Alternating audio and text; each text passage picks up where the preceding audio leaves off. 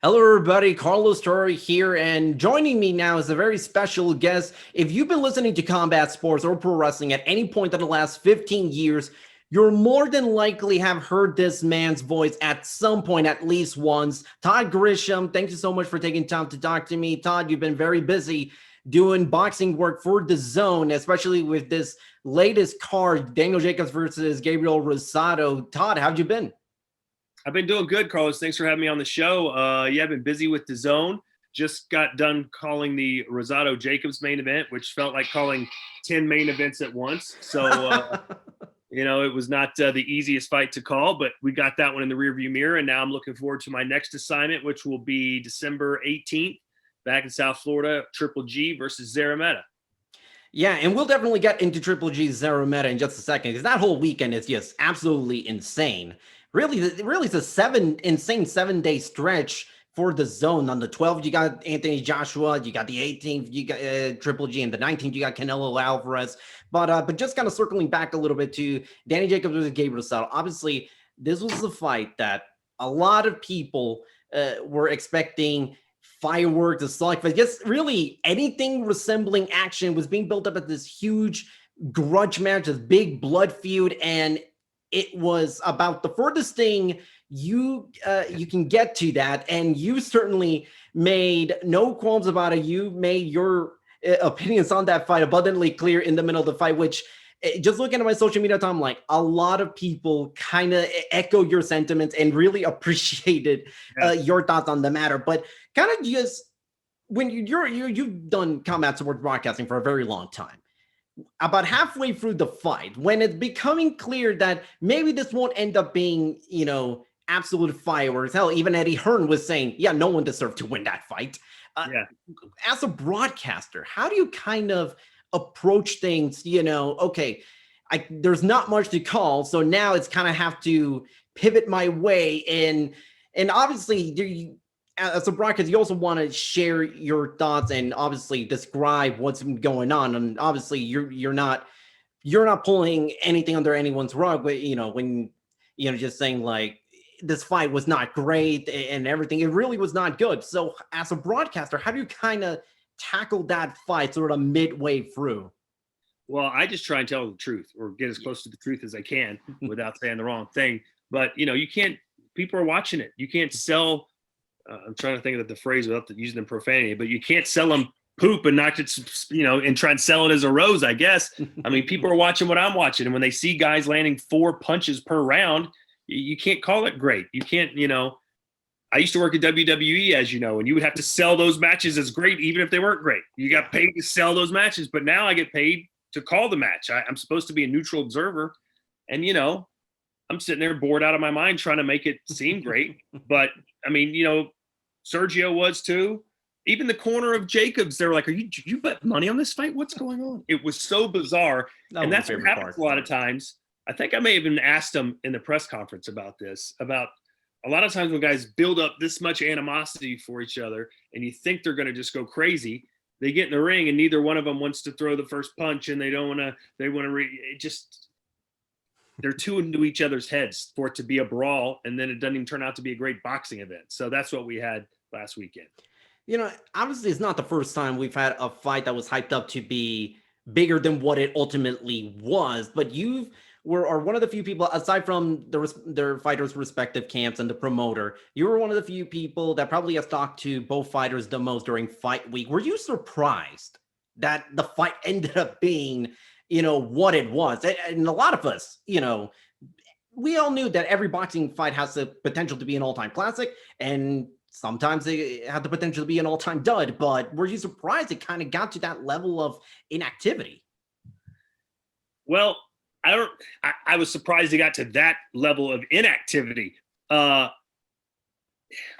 thought it was going to be, if you listen closely to what they were saying, they were talking the trash, but when it came down to, I'm going to knock this guy out in the first round, or I'm going to destroy him, you never really heard a lot of that. It was more like, I'm going to take him into deep waters, or I'm going to give him a boxing lesson. It was that kind of stuff. So I expected it to be a little slow, at least the first few rounds. But then I thought, especially from Rosado, we've seen it in the past, 9, 10, 11, 12, that guy just turns into a monster, even if he's lost the first 8 rounds. So I expected that to kind of come out. But to his defense, he thought he was winning the fight, and he may well have been. So he was like, why stray from this course? Mm-hmm. So it just came to both guys thought they were winning, fighting the way they were, and they weren't going to change. It's funny you mentioned, because obviously Rosado has been in some absolute, fireworks in the past. I mean, the fight against Maciej Zaleski last year was fantastic, but it just didn't quite live up. So obviously now Jacobs ended up getting the victory by split decision, even though poor Gabe Rosado, he thought for a very split second that he won. I did kind of feel bad for him, but obviously with Jacobs, now the field is sort of now open at 168 pounds. Billy Joe Saunders defending his title this weekend. And obviously you got the rest of the 168-pound class, Caleb Plant, and you got Canelo and Callum Smith coming up very soon. Where do you kind of see, I mean, in your personal opinion, where do you kind of see this fight, Jacob's future as far as this next fight? Do you think that he could get that fight against Billy Joe if he beats Martin Murray? I don't know. If you listen to Chris Mannix, he thinks he's lost himself millions of dollars because he's kind of a free agent now. So it's sort of like in the NFL. If you end your contract on a dud year, you're not going to get paid that well. If you end on a great year, then you are. So maybe he goes to PBC and signs on to fight a couple of those guys, but certainly he won't command the same dollars that he would have if he'd have gone out there and sparked Rosado in the first round or two.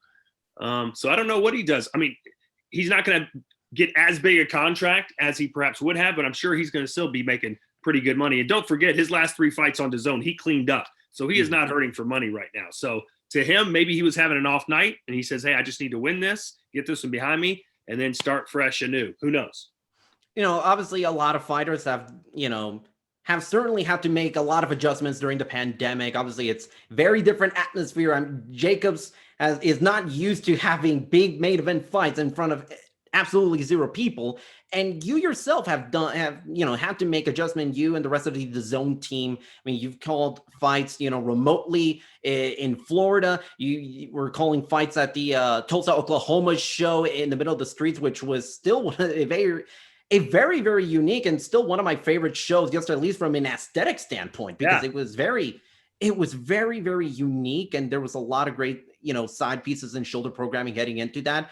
When you look back at the last few months calling fights from all these different types of circumstances, what kind of stood out for you, and how different, how jarring was it compared to all your years of calling fights and calling all these different sports and big events? Well, it's interesting because hasn't really affected me much, because I have been fortunate enough to have so many different broadcasting experiences. I mentioned the WWE earlier. I'll say it again. I mean, half the fights that I called for them, or half their events, we'll call them, were off a monitor in a studio somewhere. So there's no crowd. There's nobody around me. I'm just sitting in a booth. I used to call soccer games that way. So I've done plenty of things like that. And when I'm calling undercards at these boxing events, even if it's Madison Square Garden, sometimes the one that walks out first at 5:30, I'm not kidding, there might be 30 people in the stands. Oh yeah, I know. I've been to Madison Square Garden for those fights. So I'm calling those fights. So it's not a new thing to me, but what I have noticed, and this is kind of across all sports really, with no fans there, is that the home team or the hometown guy does not have an edge anymore, or have much of an edge. And these A-side fighters, I think, are not being upset as much. Maybe they are, but the fights are a lot closer and a lot better because they don't have that crowd urging them on, and it feels like they're just at the gym sparring. And that's kind of what Jacobs Rosado kind of turned into, because if they were in Brooklyn, they'd have been booed out of the house. You know what I mean? They would have been booed starting in round 4. Those guys would have been forced to fight, I think. But in a closeted studio like that, all you can do is have your trainer ask you if you're gambling on yourself. So to me, that's what's kind of stood out, is that for the athletes themselves, I wouldn't say there's not as much motivation, but maybe that's what I am saying. It's funny, calling these fights, and you got Chris Mannix and Sergio Mora alongside you, and it's obviously kind of, does it feel sometimes that you're kind of just babysitting two kids when they sometimes are jawing at each other in the middle of a fight or in the middle of a broadcast? Yeah, well, it does, but maybe I'm weird, but I kind of like it. How many times have you heard a sportscast, or you're watching a game or a fight or whatever, and one of the guys says something that you completely disagree with, or you think is completely stupid? It happens every Sunday you're watching NFL. You're like, what the hell is he talking about? Well, we have the platform to say that stuff to each other, and trust me, Chris and Sergio will say it. I mean, I've heard Chris Mannix has called Sergio an absolute moron and an idiot on air on a worldwide broadcast because Sergio will say some pretty idiotic things. But at the same time, Sergio is one of the most brilliant people I've ever worked with. I mean, his instincts are fantastic. He comes up with the right words at the right time, even if they're not the proper words, English speaking wise, but he's always there. If you go back to watch that Anthony Joshua fight against Andy Ruiz, he's the only one on that broadcast team that saw the hook that Ruiz hit on Joshua that knocked him off balance. No one else seemed to see it. And it was a quick little shot. I mean, Sergio's really, really good. And so is, Chris Mannix is a great insider. He's a call it like he is type of guy. So those two are very opinionated, and I'll jump on somebody's back on some of these arguments. Sometimes people get tired of them arguing and bickering and think it's whatever, but I enjoy it. And kind of moving on.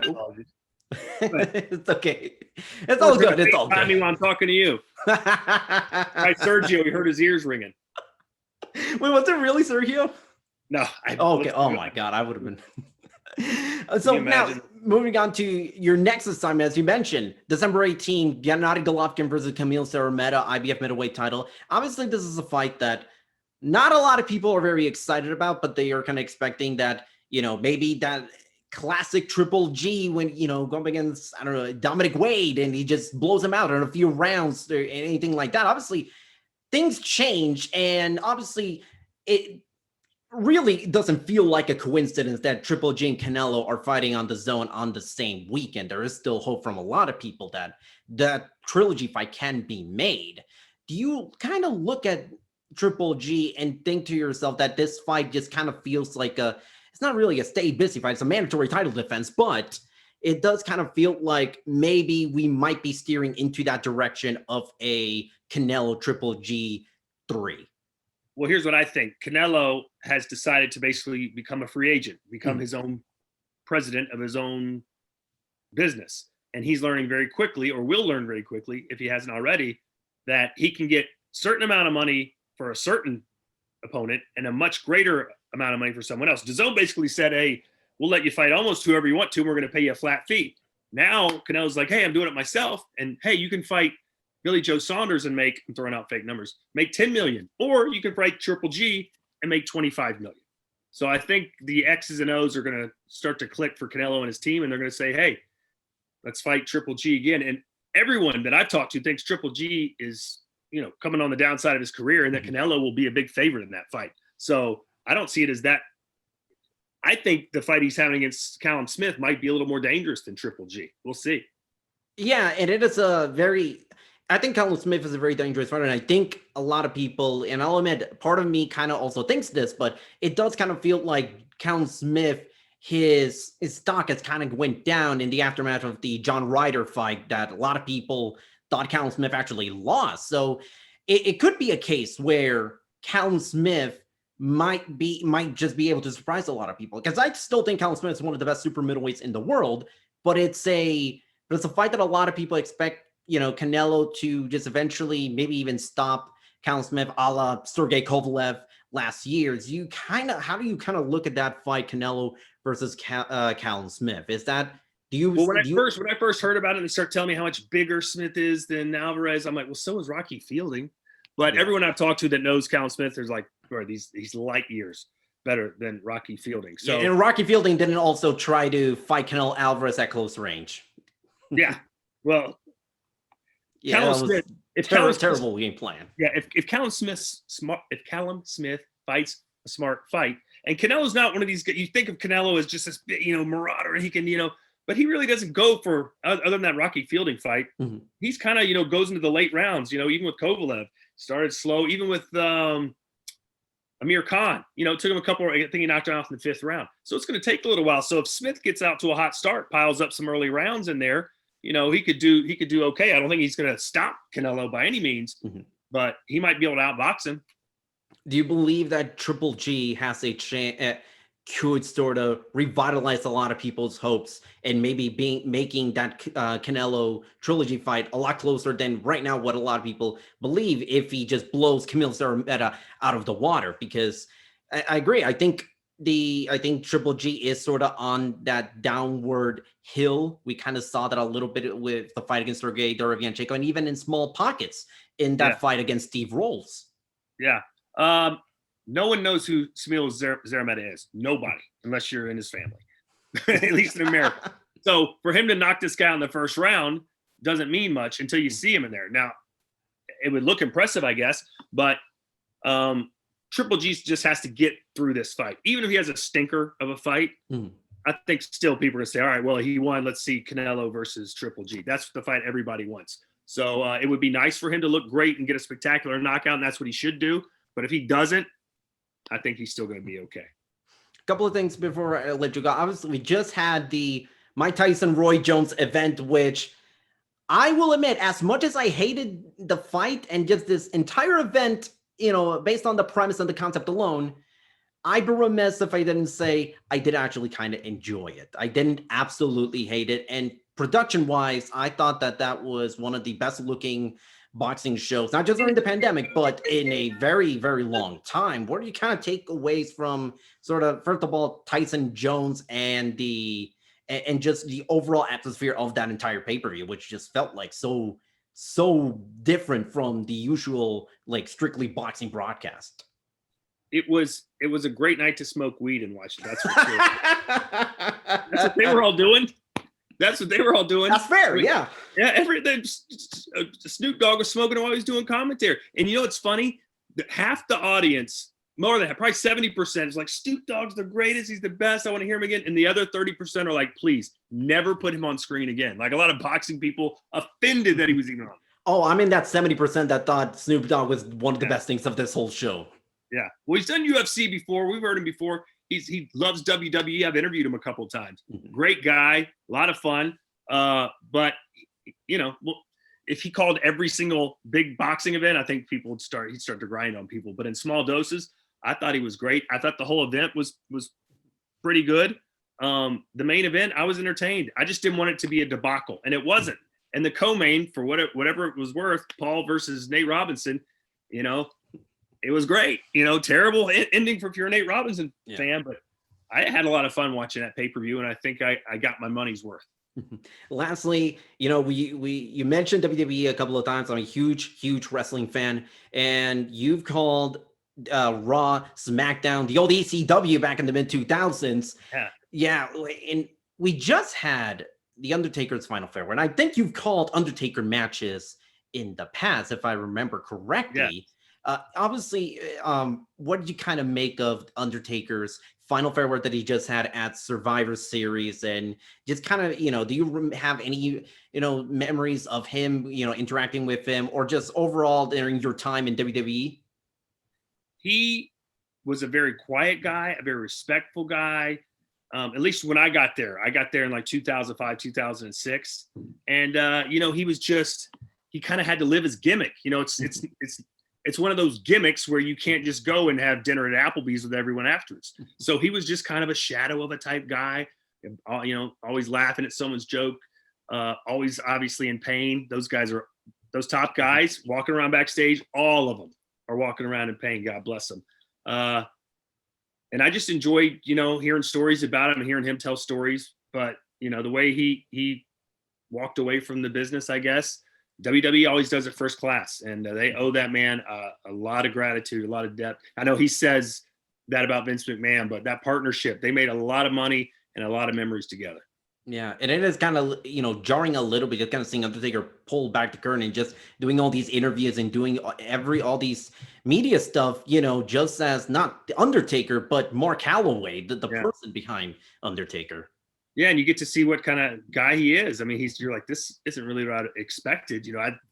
Someone named the Undertaker, you think it's gonna be rah, rah. But he's not. He's just, he's got he living on a farm in Texas, I think, with his wife, and just a chill dude that has a blue collar attitude and does what it takes to get the job done, no matter what they ask of him. He was always there to get it done.